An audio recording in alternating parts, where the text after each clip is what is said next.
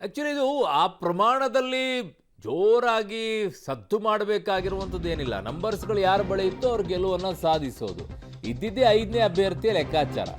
ಒಬ್ಬರು ಅಡ್ಡ ಮತದಾನ ಮಾಡಿದ್ದಾರೆ, ಇನ್ನೊಬ್ಬರು ಗೈರಾಗಿದ್ದಾರೆ.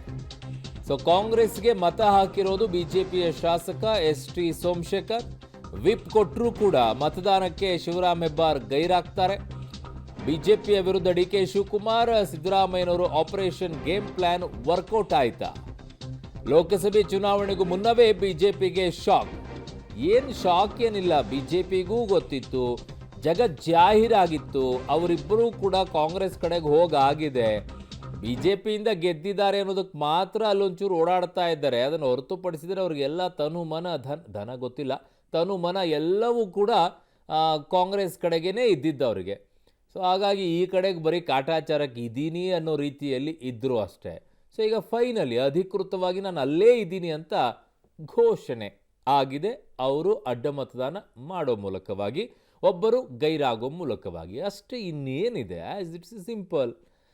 So ST. ಸೋಮಶೇಖರ್ ಅವರು, ಶಿವರಾಮ್ ಹೆಬ್ಬಾರ್ ಅವರು ಬೆಳಗಾವಿಯಲ್ಲಿ ನಡೆದಂಥ ಅಧಿವೇಶನದ ಸಂದರ್ಭದಲ್ಲೇ ಕಾಂಗ್ರೆಸ್ನ ಮೀಟಿಂಗಲ್ಲಿ ಹೋಗಿ ಭಾಗಿಯಾದಂಥವ್ರು. ಅವರು ಆವಾಗಲೇ ಬಿ ಜೆ ಪಿಯವರಿಗೆ ಅವ್ರ ಮೇಲೇನೋ ಕ್ರಮ ತೆಗೆದುಕೊಳ್ಳುವಂಥ ಧೈರ್ಯ ಇರಲಿಲ್ಲ.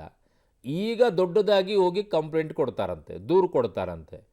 Shem for a B J P ಅಷ್ಟೇ. ಇಬ್ಬರು ಶಾಸಕರನ್ನು ವಿಶ್ವಾಸಕ್ಕೆ ತೆಗೆದುಕೊಳ್ಳುವಲ್ಲಿ ವಿಫಲರಾಗಿದ್ದೀರಾ. ಇಬ್ಬರು ಶಾಸಕರ ಮೇಲೆ ಆ ರೀತಿ ನಡ್ಕೊಂಡಿದ್ದೀರಾ ಅನ್ನೋದಕ್ಕೆ ಕ್ರಮ ತೆಗೆದುಕೊಳ್ಳೋದ್ರಲ್ಲಿ ವಿಫಲರಾಗಿದ್ದೀರಾ. ಈಗ ಅವರೇನೋ ಅಡ್ಡ ಮತದಾನ ಮಾಡಿಬಿಟ್ರು ಅನ್ನೋ ಮಾತಕ್ಕೆ ಅವ್ರ ಮೇಲೆ ಕ್ರಮಕ್ಕೆ ಮುಂದಾಗ್ತಾ ಇದ್ದೀರಾ. ಅವ್ರ ಅನೇಕ ಹೇಳಿಕೆಗಳನ್ನು ಈಗಾಗಲೇ ಪಕ್ಷದ ವಿರುದ್ಧವಾಗಿ ಕೊಟ್ಟಾಗಿತ್ತು. ಆಗಲೇ ಕೈ ಕಟ್ಕೊಂಡು ನಿಂತವ್ರು ನೀವು. ಈಗ ದೊಡ್ಡದಾಗಿ ಅವ್ರ ಮೇಲೆ ಹೇಳ್ತಾ ಇದ್ದೀರಾ.